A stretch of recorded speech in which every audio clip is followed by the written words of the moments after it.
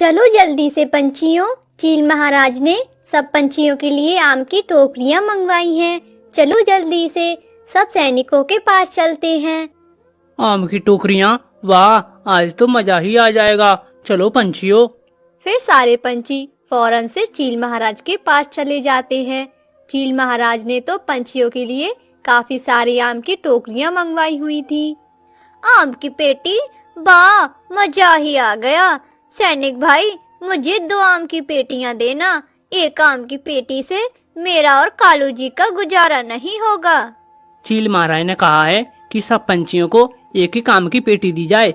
आम पंछियों की तरह खाओ, ना कि हाथियों की तरह। यह बात सुनकर वे सारे पंछी हंसने लगते हैं और गौरी कौवी की बुरी तरह से बेइज्जती हो जाती है और वो गुस्सा होकर अपनी आम की पेटी उठाकर अपने घर चली जाती है। एक और आम की पेटी ही तो मांगी थी। उल्लू सैनिक ने मेरी कितनी बुरी तरह बेइज्जती कर दी।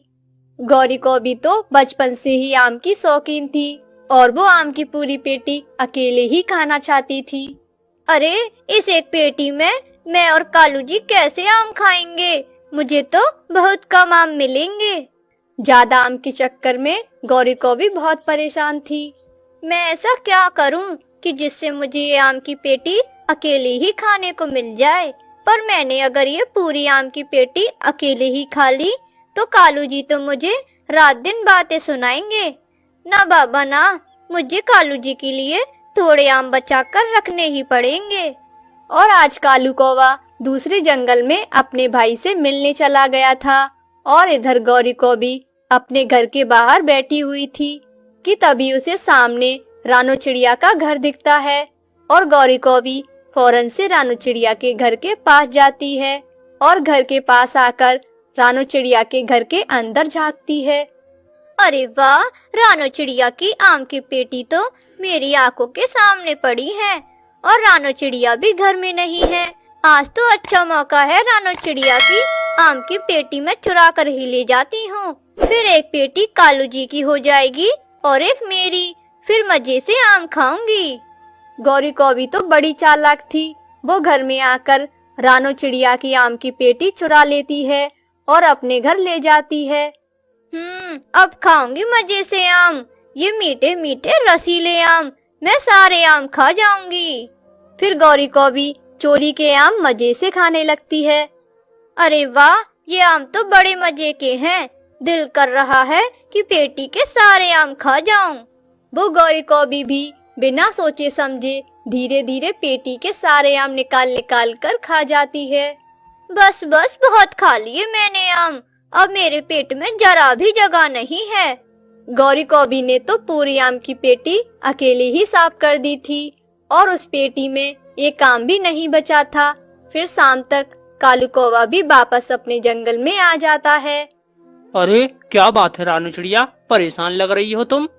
क्या बताऊं कालू कौवे, मैं काम से बाहर गई थी। तब मैं वापस आकर देखती हूँ तो मेरी आम की पेटी किसी ने चोरी कर ली थी। कितना मन था मेरा आम खाने का, अब मैं आम कैसे खाऊंगी? कोई बात नहीं रानो चिड़िया, तुम मेरे घर चलो। मेरी आम की पेटी में बहुत सारे आम हैं। आ जाओ मेरे साथ चलो, फिर हम सब मिलकर आम खाते हैं। और ऐसा कहकर कालू कौवा आम खिलाने रानो चिड़िया को अपने साथ ले जाता है। गौरी जी देखो, मैं आ गया। चलो अब सब मिलकर चील महाराज के मीठे मीठे और रसीले आम खाते हैं।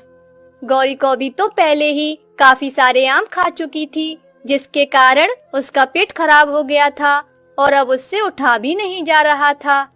कालू जी, मेरा जरा भी दिल नहीं है आम खाने का, आप खा लो जाकर।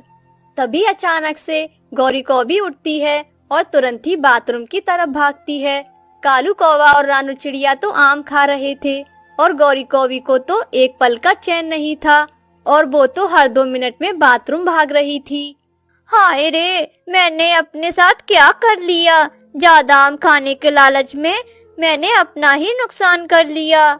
और इस तरह गौरी कौवी को रानू चिड़िया के आम चोरी करने की बराबर सजा मिलती है और वो पूरी रात कभी लेटती तो कभी उठती तो कभी बाथरूम भागती।